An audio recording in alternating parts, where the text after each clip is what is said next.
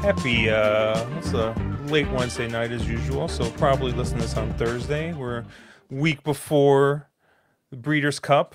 We officially had pre-entries come out today.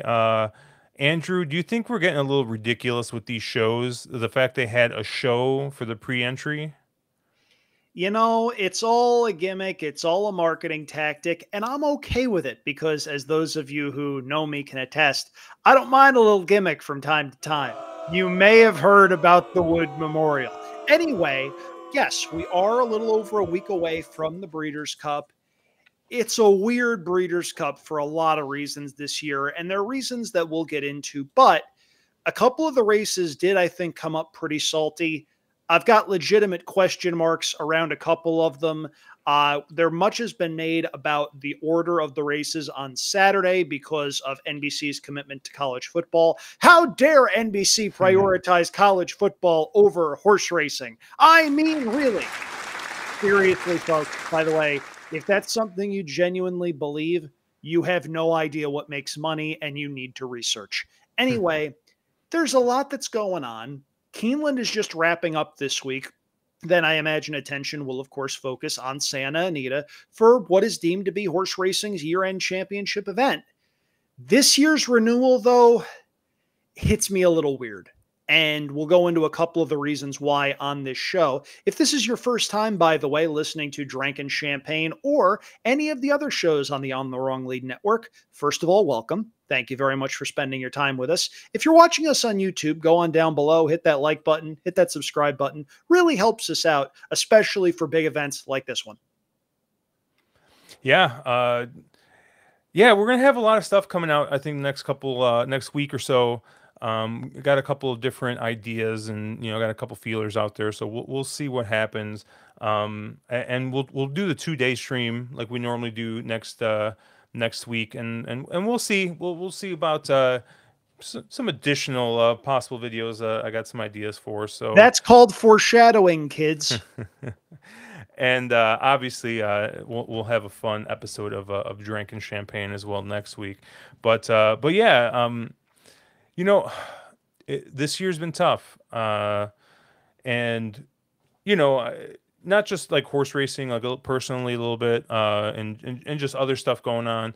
And it's just like, you mentioned it being kind of a weird Breeders' Cup. And I agree. Like, there is something about just the oddities of this summer. You didn't leave, having like the good feels the entire time. And I don't know, like at some point, I was like, I just got to take a break. I got to take a step back, not play as much. And, I still check in on Twitter, check in on other stuff. You guys have noticed we haven't been streaming as much. And that's probably going to be more of a more permanent change in that we're probably going to focus, especially with Caleb at school for right now. How dare he? How dare he be both smart and good looking? How dare you, Caleb? Yeah, we're really going to focus on the big days for streams. But I think we're gonna try and counter that a little bit with more ad hoc videos, stuff like the video I did with Caitlin Free. If you haven't checked that out, we will be doing a follow up to that one. Like I said, I have a couple other people I'm hoping to get on. One I might need your help in reaching out to, possibly Andrew, but I got a couple of different ideas with that. Mark has been on fire for one, so we're congratulate him for qualifying for BCBC We're still going to send week. it stray his way though at some point. Oh yeah, well you were so when I told you this before we were on air, you were shocked and surprised. Well, I'm just saying that if you're a fan of the old television show Sanford and Son, all of the times Red Fox would have a heart attack, I was close. This is big news here. And for those of you who do not know, Josh, take it away. Kidding aside, this is really cool. What, about him qualifying for BCBC? Yeah, that. Yeah.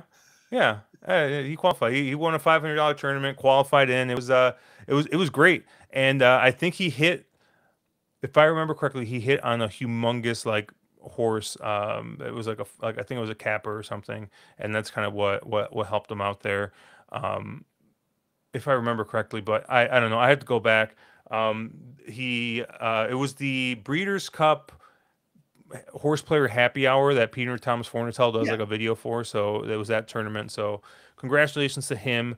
And if you guys did missed it, he did put up an article for the Turf Pick 3 last weekend at Keeneland, and he hit. It Yeah. hit $85 investment, and I think it returned like 2,400 bucks. Yeah, it So was a pretty big payout on a 40 some odd to 1 bomb in the last leg. I had the wrong bomb in there, Josh. The Safi Joseph runner that was off at a short price, I didn't particularly care for. I had the horse that showed some form sprinting on turf in Europe and actually gave me a thrill when that horse cut the corner turning for home. I was live to a pretty nice pick 4, but good to see that Mark was able to hit that. Puts in a lot of work, does a lot of really good stuff. And if you haven't seen his writing on the Wrong Lead site, you absolutely should check it out. yeah, we're gonna try and utilize it more. I mean, I've been saying that forever, but yeah, But we we're mean it trying. this time. Yeah, we mean it this time. And yeah, you were right. Mark hit the bomb on the pick 3, not the tournament. The tournament, I think he just had a couple winners, and just yeah, put a nice day together. So he had a nice little weekend. He's still contemplating whether or not he's going to go to Santa Anita, but he's yeah, he's still kind of working through that. But yeah, congratulations to Mark on that. And yeah, so hopefully he's got some winners for the Breeders' Cup, because I've been pretty cold as of late, so it's it'll be nice to maybe get maybe he'll stop picking so much chalk. Maybe he's learned, with that bomb. Maybe he's turning a new leaf here. We might need to retire the defensive B alert. That Um, right there is what we in podcast parlance call a layup. um, but I did want to talk through. We were talking about how weird it is. Like I said, I'm coming off kind of a bit of a break. I've been playing a little bit here and there the last couple weeks. I just don't think I do well at Keeneland. So I've been really trying to, keep keep it keep it low, like keep the volume low, leading up to Breeders' Cup. But I kind of wanted to get your thoughts a little bit on how you approach a day like this. Now, me personally, I think Breeders' Cup is a little different than Kentucky Derby.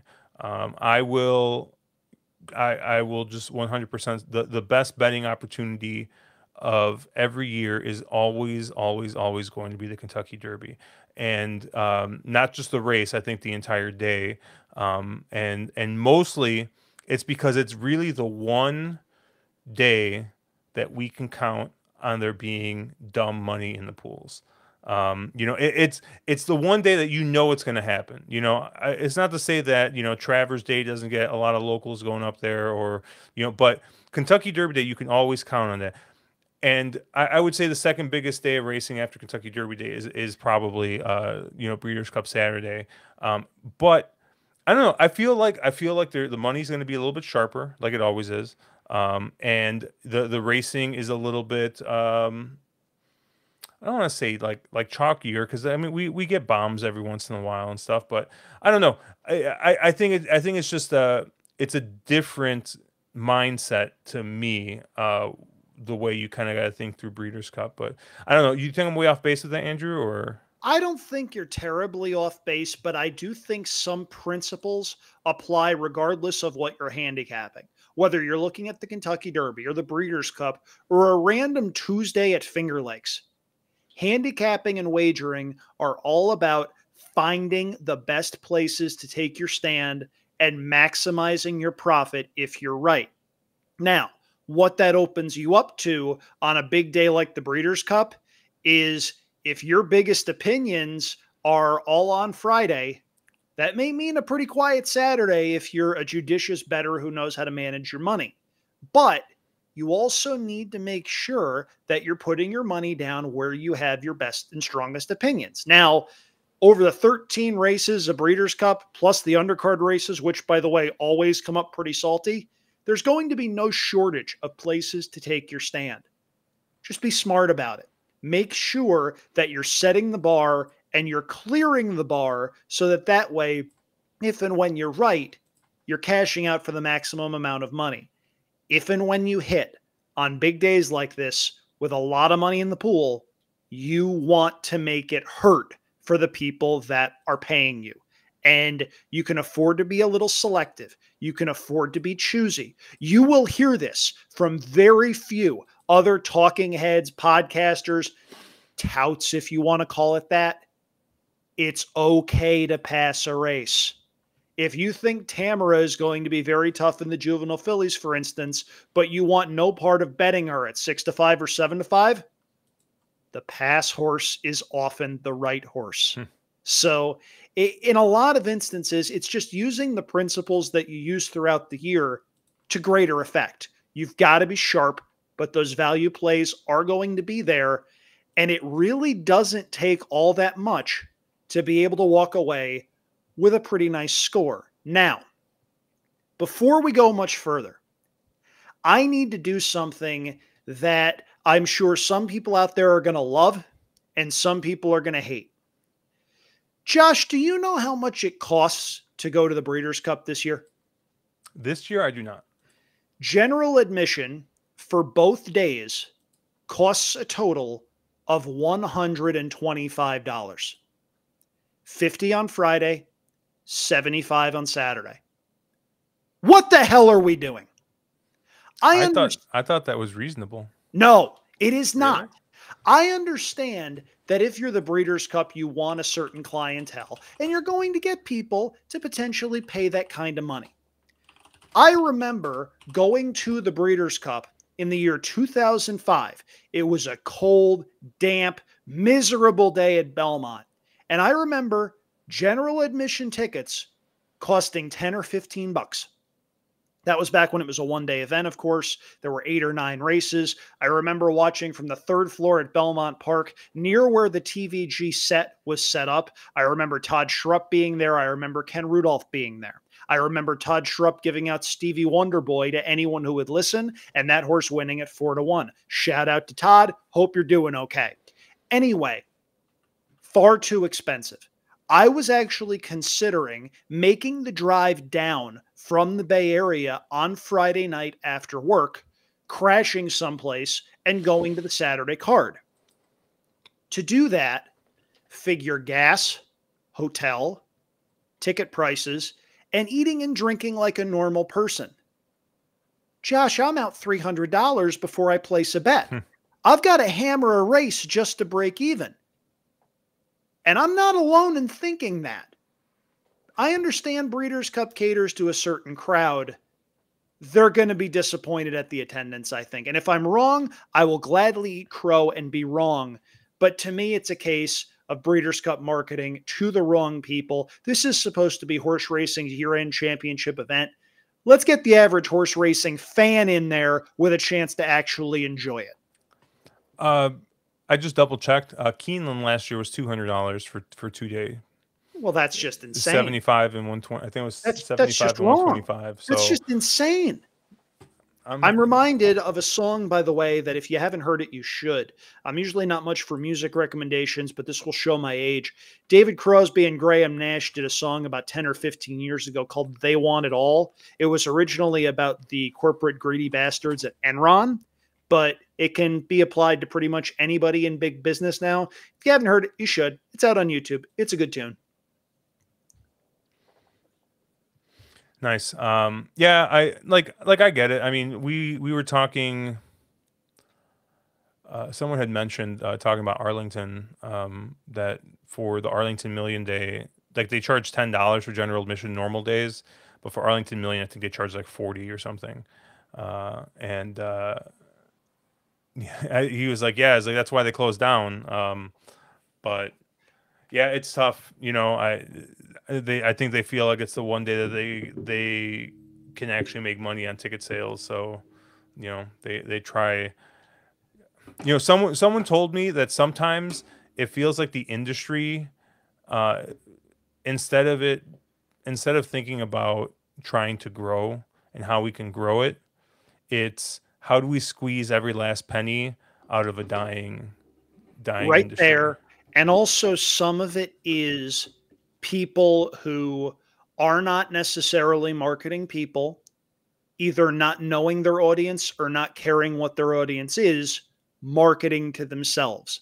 And if you're somebody out there thinking you're the target audience for the company you work for, sometimes you are, most of the times you're not. And I just detest the fact that ticket prices are that much when, I mean, think about it this way. You've just eliminated a family of four from going to the Breeders' Cup. Eliminated. And I've got no patience for that at all whatsoever, because we should be doing everything we can to grow the game. If you want to say, okay, let's do 25 for Friday, 35 for Saturday, fine. I get that. But if you're charging 75 bucks for a Saturday to see what is, for my money, the weakest rendition of the Breeders' Cup Classic since the race's inception, when that's not even the last race of the day, no buys from me. And also, this is a small little quibble, but I need to say it. Josh, what do you think my favorite part of Santa Anita is besides the carved sandwiches? I don't know. If you look off in the distance at the San Gabriel Mountains, before the mountains, you see this majestic green turf course that goes down the hill. In past years, the Breeders' Cup Turf Sprint has been run at about 6.5 furlongs down the hillside turf course. This year, it will be run at 5 furlongs. Why? No one has ever given an adequate reason for why. And whatever the reason is, if there is one, fine. If you want to make sure it's 5 furlongs because that's in line with distance and the way it is at other tracks, I understand it. But why are you robbing Santa Anita Park of one of the features that makes it as unique as any other track in the country, a track that a lot of big name riders genuinely enjoy riding? I mean, think about it. There's no other track in North America like this where you go down a hill, you make a right hand turn, you go down a little bit more, you make a sweeping left turn, you cross over the dirt course, and boom, you're at the wire. I love the downhill turf course, and I think it's a shame that they're not using it for that race. Yeah, I wondered why they weren't using it as well.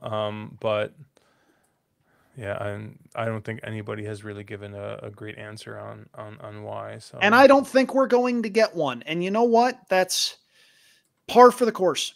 And it's unfortunate. And I wish that wasn't the case. But it's right there. It's a layup. All of a sudden, you have a window of opportunity where on NBC's broadcast, Jerry Bailey can talk about the intricacies of the downhill turf course if he ever rode it. You can have a rider from the Santa Anita Jockey Colony explain how to ride that turf course. There are riders that loved riding that course. Frankie Dettori, when he came over the winter, the first 2 or 3 weeks of the meet, he was an automatic bet going down the hill. He loved it. He took to mhm. that like a duck to water. What are we doing?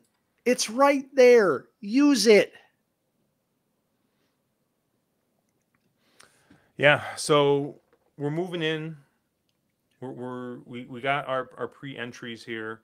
So now, are you a guy who, as soon as these things come out, you're studying it, you're downloading the DRF, because I know you're a DRF guy, I know you're a boomer. Um, so are you just immediately on the DRF site and downloading them and like pouring a bunch of energy into it, or what's your and let's take it a step back, right? Because I know we're going to be doing content next week, right? So let's take the content creation part out of it. We're just strictly talking about wagering. Because like I know, like if I weren't, if I were not going to do a stream on a Thursday night, like I wouldn't be looking at Saturday's card on Thursday. You know that, but that's me personally. But I know Mark, for example, he has stuff capped like 2 days in advance. Like I'm the same way. so, Um, Not necessarily the obsessive type to where I have pre-entries nailed dead to rights and have everything on my machine, but I will be talking to the fine folks at the Pollock Report for this week's edition of the Friday show, talking about those pre-entries, seeing how the fields shake out, and it's fun.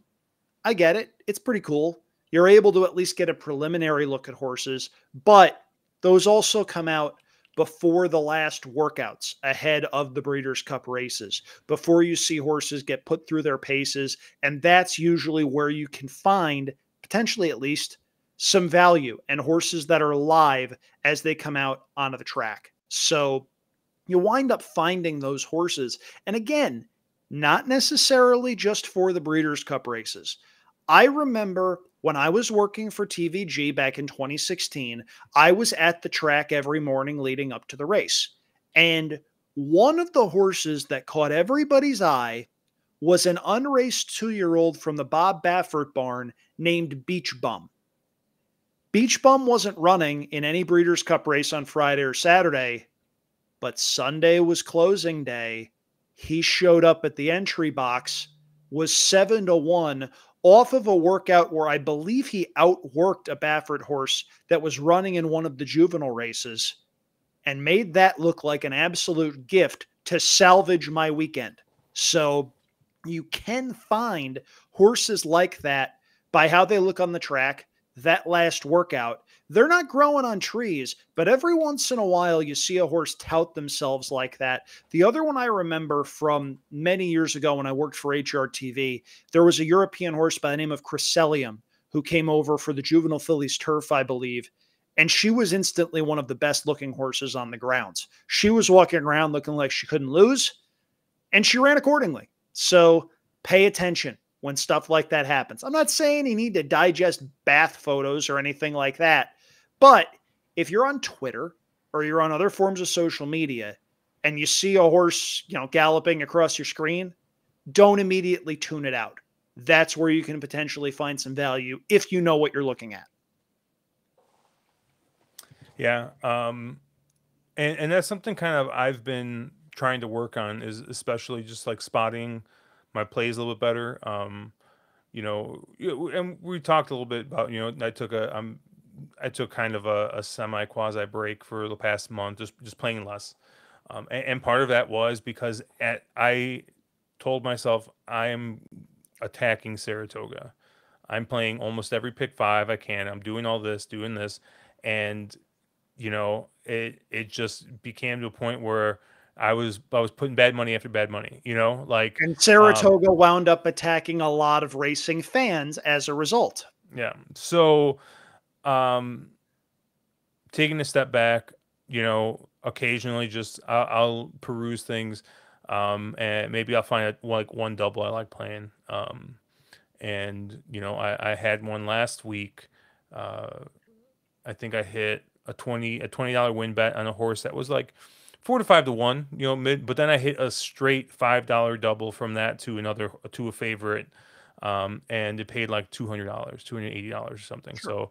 So I turned 25 into 300, and hey, making $275. Pretty nice day for a lot of people. So You're not kidding. um, so it Covers was the day at the Breeders' Cup if you're driving down.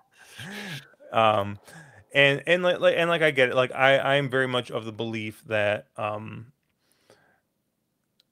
long-term success really is about big scores, the occasional big scores, but you do need to have those smaller ones that keep yourself afloat as well. Like it's very tough to be like to chase the 4 or 5 figure scores constantly, and you go 6, 8 months or whatever, however, depending on how much you're betting, without getting one. It's very tough to keep that afloat. So you gotta kind of have those smaller ones, I think, going on. But yeah, I think the Breeders' Cup is a great thing. I was talking with Caleb a little bit earlier today, and I was just talking. We were talking like in a theoretical sense, like let's say you have $2,000. I Um, do. well, yeah, let's say you do.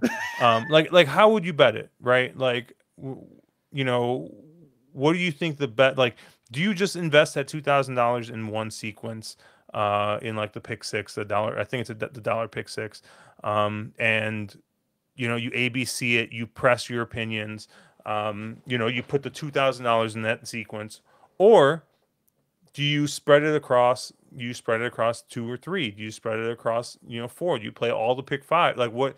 How do you kind of do it? And so we were just kind of talking a little bit, and um, yeah, it's interesting because I think you probably ask 10 different horse players that question, and they will probably give you, I'm not gonna say 10 different answers, but I'd probably say about 6 or 7 different answers. A couple people will probably be like, "Oh, I'm just gonna play all the pick fives, or I'll invest all in one sequence." But I definitely think there are different approaches to, especially on a big day like this, where there are so many horizontal sequences, which, for all intents and purposes, I think a lot of people are very focused in on the horizontal sequences now. So The key word, and you hinted at this without saying it, discipline. Whatever your strongest opinion is, and wherever it is, that's where you focus on it. And that's where I think some people get in a little bit of trouble. I'm very guilty of this myself. I will go into cards at times and I will say, I want to play the late pick four today. Well, I look at the ticket and all of a sudden I've got a $36 ticket without any super strong opinions. So what happens? Success record with those tickets, not very good. You need to have the strong opinions and you need to have the wherewithal to say, okay, I'm focusing on these strong opinions. This is where the best use of my money is. And that may mean passing a fair amount of races. It may mean not playing some of the horizontals. But if your strongest opinion, though, is to say, I have $2,000, this pick six pool is going to be massive. I want to attack it. And hey, I've got two singles that I really like. That's the reason to play that. But if you're just taking your bankroll and willy nilly throwing it at certain sequences without a lot in the way of a strong opinion, that's bad money after bad money. So I understand and I appreciate the mindset of people looking for that big score and focusing on certain sequences. I need to look at the form first and figure stuff out. And if my opinion jives with doing that, great. But if my opinion says, there are only 3 or 4 horses you really like on Friday, you're not crazy about one of the pick fours on Saturday, whatever, be judicious with your bankroll. There are a lot of opportunities. Hammer the ones you really like. Don't press. yeah, and I think that's definitely kind of the way to go. Um, but yeah, I mean, let's just, we got time. There's something I've been wanting to talk about a little bit, is process, right? So like now you're talking about looking at the form, you're talking about trying to decide, what you're going to play, and I thought you made a really good point with that pick four you talked about earlier. It's like you want to play the pick four, and you're like, you make that decision. I'm going to play the pick four. You look at the form, and you're like, I'm not playing the pick four. And I think that's an important step. Um, I think it might have been Tommy Massis who told me this, but basically, if you're not leaving money on the table at times, then you're playing too many sequences. And I know, like, as horse players, sometimes we have a hard time with that, right? Where maybe we're playing like a pick three or something, right? And we're playing it badly, and then you look and you're like, oh, like my $30 pick three would have hit for you know $200. Like, what the heck? Like, I should have played it. But I think it's important to realize like when maybe you're putting your money in badly, or you don't have a strong opinion, and that's a whole nother, like, thought about that. But I think, like you said, step one, like that's step two, right? Is, are you going to play the sequence? Yes, no. But step one is looking at the form. And I made the joke earlier that you are a boomer. We'll say the nicer way. You are a creature of habit. You grew up using the form, like many people did, and that's where you start, right? You start with the DRF. Yeah. DRF or Brisnet past performances or whatever I happen to be using at the time. It's a case where ultimately you try to figure out where the value is, which sounds really simple, and then you start diving in. But there is a massive difference. And this goes to some of the things that I do during the Saratoga meet. There is a massive difference between handicapping and wagering. If you look behind me, you see the pink sheet, which is available every summer. It's an insert in the Saratogian, sold outside Saratoga Racecourse. And you see a couple of handicappers on the front page giving you top three selections. That's one part of the battle. One of the other things that I do is a bankroll section. And that is something completely different. That is something where I can say, okay, here is where I think you'll be able to zero in and create some value. Sometimes that's trying to draw water out of a stone with a favorite and singling that horse in doubles and pick threes and pick fours and that stuff. And then there's other times where I'll take a stand against a likely favorite. And that's one of the things that you can do on a Breeders' Cup day. Find a favorite you hate and be right. The biggest example that I have of this is going to result in us getting hate mail. So, Josh, I apologize. I cashed big when Zenyatta got beat. And I did so because I had two opinions that particular day. I loved Dangerous Midge in the turf. I thought the public was going to bet a horse named Bekabod pretty heavily after the scratch of another European runner named Workforce. The public did.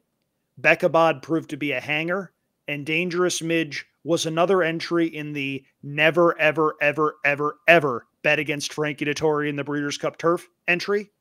So I singled Dangerous Midge, had a win bet on that one at 8-1, had late doubles to 4 or 5 horses not named Zenyatta. Blame holds on. Spoiler alert, he held on throughout the gallop out. Zenyatta was never going by. Sorry, Emily Shields. Sorry, Danny Kovaloff. Sorry, everybody in the Zenyatta cult. She was never going by. And Garrett Gomez won that race with a broken freaking arm. Anyway, that late double hit, I had that multiple times. And it's all about finding ways to beat favorites you don't like. On a big day like the Breeders' Cup, you're going to have very talented horses that can win races on their best days, conceivably going off at 20-1 or higher. And all you need to do is find that one horse, and that'll make your day, could make your month if you play it right. But the other key is don't go bankrupt trying to fish for it. Find your stance, take that strong stance, and hammer it accordingly. Yeah, and I think your point about finding bad favorites is, I don't know. Sometimes maybe I try too hard to discredit the favorite, and much to my Yes, there are some times, Josh, where I have pointed this out that you hate money. yeah. But that's the first place I start. I look at the favorite and I try and beat him. I do now. I try to, if I see that maybe the horse just looks too good, I use a single and I move on. But yeah, I think that's a really good, especially in horizontal wagers. I think it's a good point. Is you got to find, you got to, maybe not everyone's favorite person. I don't have a problem with him, but I know some people don't like the way he comes across. But ITP on his podcast. He did a podcast, I think, with Jason Beam. Yes, it's Um, an all-timer. It's yeah, great. and he says you got to give yourself hurdles, right? You got to there you have to put hurdles in there to make the payout worth it, right? And I think that's that's one of the simplest ones, right? Is hey, find a favorite you don't like and let's get past it. Now it gets more complicated than that, right? Because sometimes you'll see people be like, "Oh, like I beat the favorite," and it's like, "Yeah, you beat the 6-5 favorite, but you use the 9-5 instead." Like, yes, that's a little hurdle, right? It's a little hop, right? But it's not it's not maybe as big of a hurdle as you think it is. But Right. there's tons of nuance in there. I would love to, and that's something that I know we've had questions about, specifically talking about structure, and that's something that we can dive into a little bit more. But I guess just kind of continuing on talking about process and where you're kind of coming from. Would you say that you're more of a horizontal player, more of a single race, vertical? What are you kind of targeting? Sure. So, one quick point before we go much further on that. A good acid test to try to find a beatable favorite is the old Harvey Pack adage. I try to avoid using incredibly strong terms, but his adage was never bet a horse as the favorite to do something it's never done before.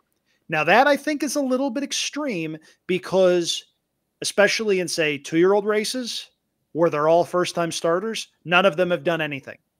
But if, say, you're playing a horse in one of the juvenile races and this horse is going to take betting money, you're looking at a horse that maybe hasn't gone 2 turns before. Where's the value? Do you want to bet a horse like that at 5-2, 3-1? Or do you want to find a similar horse that maybe also hasn't gone 2 turns, but is 10-1, 12-1, has some back form, maybe has some 2-turn pedigree, and could easily step forward? It's one of those instances where one of the smartest things that I think you can do as a horse player is read the form, don't let the form read you. And that means try not to go in with the mindset of, okay, I'm hammering every pick four, regardless of strong opinions, and da da da da da. Da. That's a trap we all fall into. Every single one of us has fallen into that trap. And if anybody tries to tell you otherwise, they're lying. Everybody has gotten mesmerized by the tote board. And look, Las Vegas built casinos and sports books based on that phenomenon. You go into a sports book, you have one big bet in mind, you walk away with 5 or 6 bets alongside of it, and you walk away going, what the hell did I just do? Hmm. Have a strategy, stick to it. And sometimes that means playing a particular pick four sequence. Sometimes that means, okay, I have this one really strong opinion that I'm going to hammer and exactas, bet to win, single and doubles, all that stuff. But going back to the create hurdles thing, I think it was Ed DeRosa who said set the bar, clear the bar. And it was more so a contest logic than anything else. But it works for standard horse playing too, in that if you're going to play in such a way that you get maximum amount of money out of your strongest opinions. And sometimes that means if you really like a horse and think a horse ought to be 1-5 and the horse is 6-5, you single it in doubles, you try to beat the favorite in the leg before or the leg after, and you wind up treating that 6-5 shot as, say, a 5-1 or 6-1 shot. That's okay. That's still getting value. Because if I told you, Josh, that I could find a way to get you, say, Tamara at 8-1 as opposed to 8-5, regardless of whether or not you think that horse is the most likely winner, she's a much more attractive wagering proposition that way. And that's what doubles open up. A lot of people, by the way, overlook rolling doubles as a wagering option because the fixation is in there on pick fours, pick fives, pick sixes, whatever. Do not sleep on doubles. Doubles, in addition to being a fun wager, could also potentially provide you another way to lean on your stronger opinions and do so in a way that isn't necessarily cost prohibitive to the rest of the card. Because you can play a pick 4 or a pick 5 ticket for 60, 80, $100. But if I've got a strong opinion in one of the races and I'm going to go 3 deep in the next leg trying to beat a favorite, why not just play $10 doubles for 30 bucks? It's not nearly as sexy, but the math checks out. Yeah, no, I'm a big fan. I do use doubles and things like pick threes and stuff more as, um, I guess presses almost like on my strongest opinions. Like maybe if I have two singles, I have in a sequence. Um, if I can connect them other ways besides just the pick three, or besides just like the pick five, for example.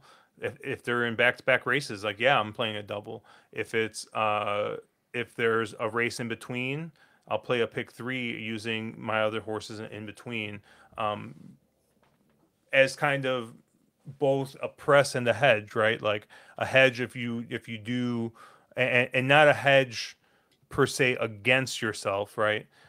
Which I think is different, but more of like a hedge, like, hey, if I'm out in leg two of the pick five, but my strongest opinions are the last three legs, like I have the pick three as well, you know? Well, let me pose this other question to you.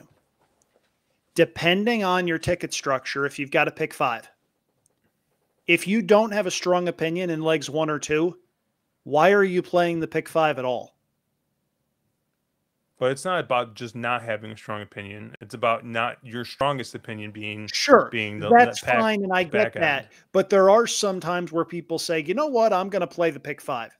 And you wind up with, say, going 5 by 6, and then your last two legs are 1 by 2 by 1. If that's the case, play the pick 3. Play win bets, play doubles.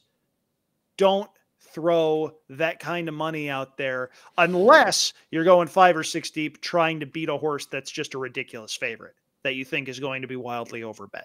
It's all about taking the clues the odds board gives you, leaning on your strongest opinions accordingly. You don't want to make that strongest opinion a plurality to where you look back at the end of the day, say your strongest opinion wins, and you wind up breaking even. You don't want to do that.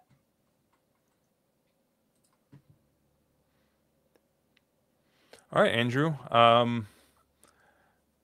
So besides just the form, right? You obviously you start the form. You look at the form. You decide what you're going to bet.